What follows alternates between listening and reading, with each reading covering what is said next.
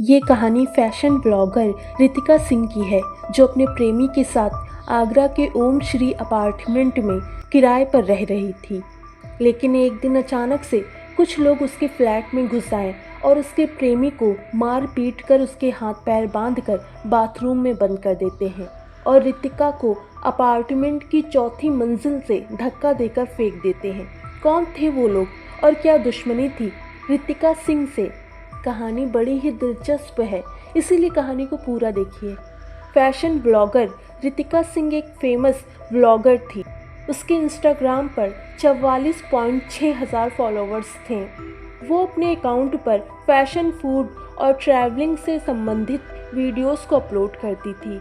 कई वीडियोस में वो ब्यूटी प्रोडक्ट्स का ऐड भी करती थी, जिससे उसकी अच्छी खासी कमाई होती थी।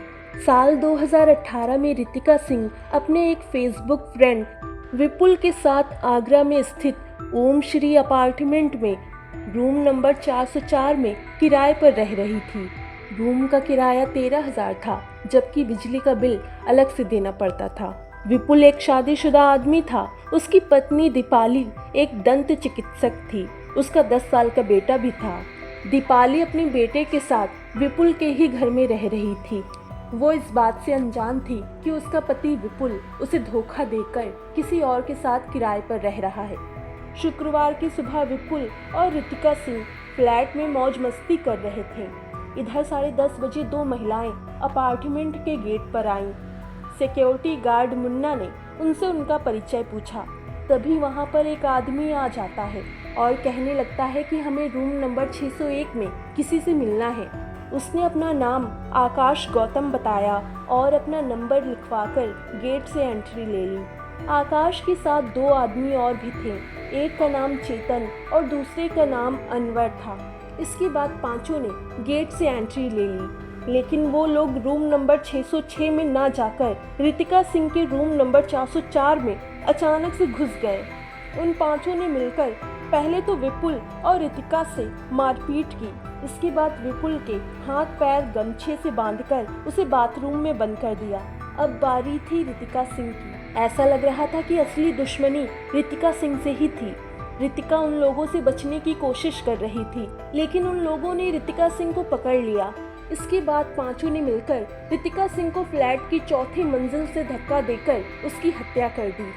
अपार्टमेंट के पिछले हिस्से से किसी के गिरने की तेज आवाज आई तो लोगों ने शोर मचाना शुरू कर दिया। शोर की आवाज सुनकर सिक्योरिटी गार्ड मुन्ना ने गेट बंद कर दिया। रितिका की लाश पड़ी मिलने पर लोगों ने भागते हुए आकाश और उसके साथ की दो महिलाओं को पकड़ लिया। वहीं आकाश के दो साथी अनवर और चेतन वहां से भागने में कामयाब हो गए। जब लोग रितिका सिंह के रूम में गए तो वहां विपुल बाथरूम में बंद था। लोगों ने उसे बाथरूम से निकालकर उसके हाथ पैर में बंधे गमछे को खोल दिया। इसके बाद लोगों ने घटना की सूचना पुलिस को दी।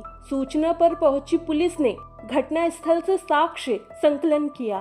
पुलिस ने अपार्टमेंट में लगे सीसीटीवी कैमरे की रिकॉर्डिंग देखी। आकाश के साथ 5 लोगों के आने के डिजिटल साक्ष्य मौजूद हैं।